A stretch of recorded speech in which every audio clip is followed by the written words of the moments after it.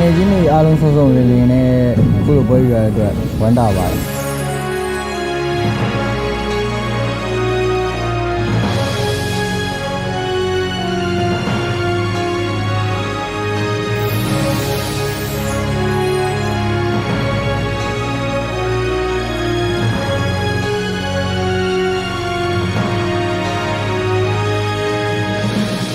ကျွန်တော်ဒီနေ့ပွဲကိုတက်ရတဲ့အတွက်ဒီနေ့ကိုယ့်ကိုယ်ဂုဏ်ယူမိပါတယ်ဒ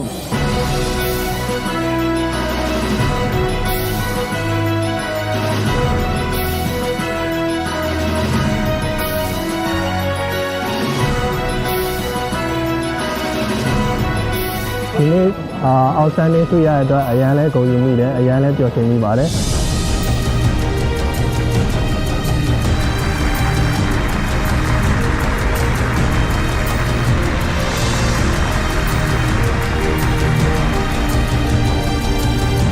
ရွေးချယ်မှုတွေများလာပြီးကျောင်းသားတွေတို့ပို့ပြီးခွင့်ရေးရလာတယ်